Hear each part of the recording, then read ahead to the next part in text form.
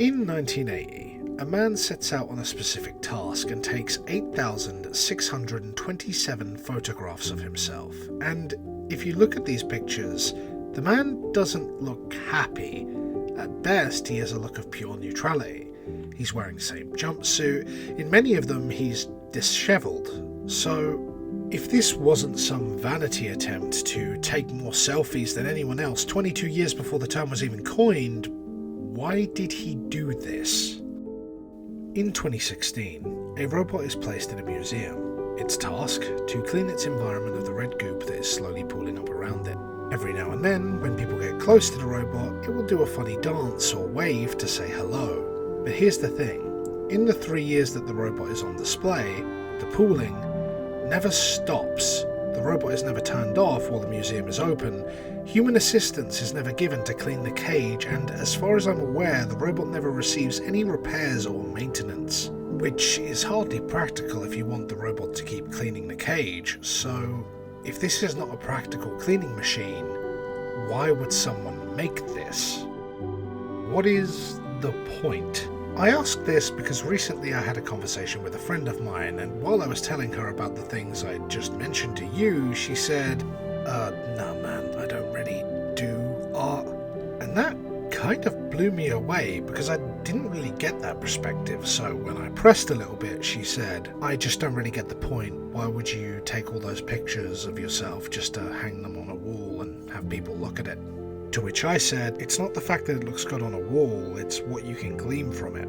I guess it could be a remark on industrialized labor and allowing us to see what effects a repetitive, monotonous task can have on us day in and day out. And she was like, I don't know why you're getting so into this, it's just a bunch of pictures. And I was like, I don't know how you can be so close-minded. Do you not feel things? And she was like, I think this aggression is why you have to make up friends for YouTube videos. And I said, and I think I just gave you a dead dad in your backstory, Charlotte! Ahem.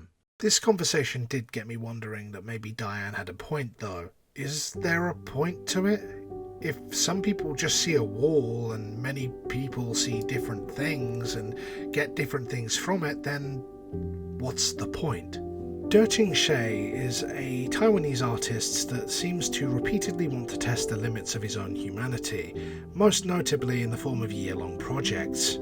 Year-long projects like staying outside during one of New York's coldest winters, staying inside a cage, and tying himself to fellow artist Linda Montano while not being allowed to touch each other, all of these each being done for an entire year. That last one creating a bond unlike any other, and yet when I suggest this to my girlfriend, she says things like, that's weird, and that I'm needy, and I changed the locks, what are you doing in my house? And then there is April 11th, 1980. For an entire year until April 11th, 1981, Hsei will begin taking pictures of himself next to a clock every hour on the hour, in the same place, at these specific times, every day of the year.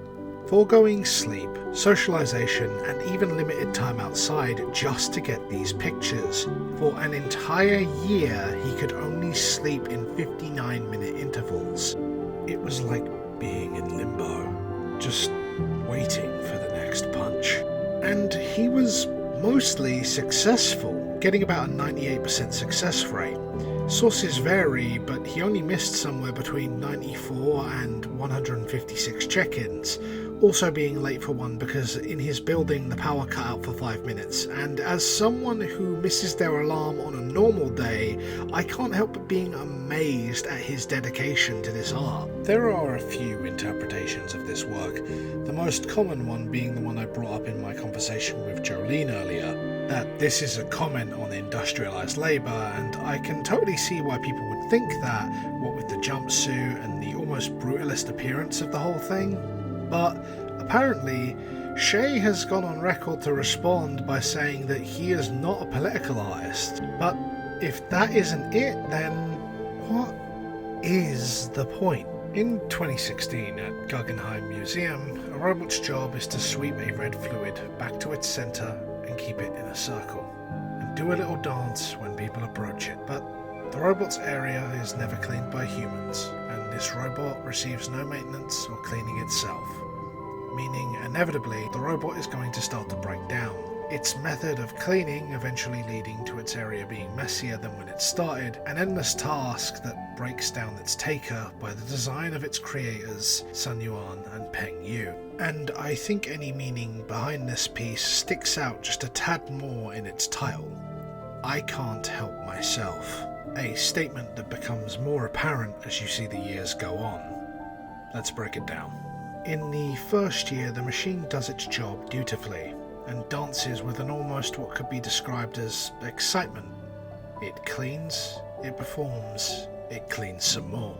The second year is pretty much more of the same, but returning viewers will start to notice that our robot friend here is slower, and the cage is a little dirtier in places that the robot can't even reach. By the time the end of the third year rolls around, the robot's movements are laboured. Its responses to viewers are erratic and jagged, not just surrounded by the fluid it was made to clean, but covered in it.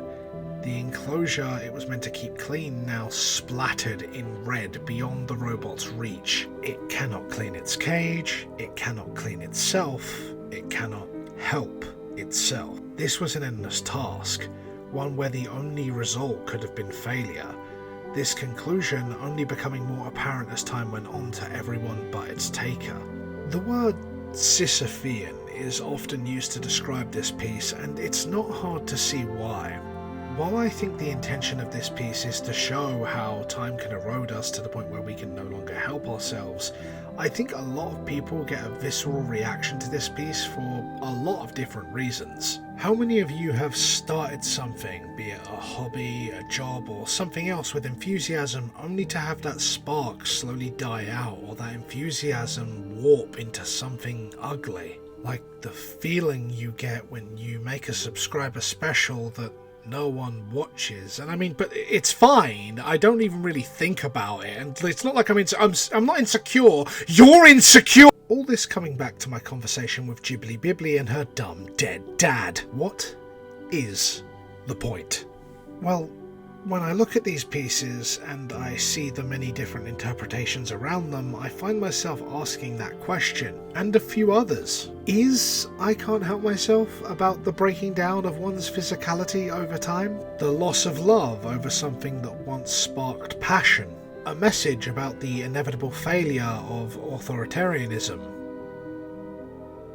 Robot depression? Is the clock piece a commentary on industrialised labour, or the futility of trying to preserve every moment of our lives, or how in trying to preserve time we don't actually allow ourselves to experience it? And in asking all these questions, I start to notice how when each of us gives a take or interpretation, we are trying to know the artist. In trying to figure out what the point is, we are trying to understand both the creation and the creator. And maybe that is the point. Maybe the point of making art is to take a piece of yourself, your limits, your insecurities, your emotions or your trauma, something you may or may not understand about yourself, and turn it into something people gaze at and try to interpret. Something that people look at and go, what's the point? Thank you for watching.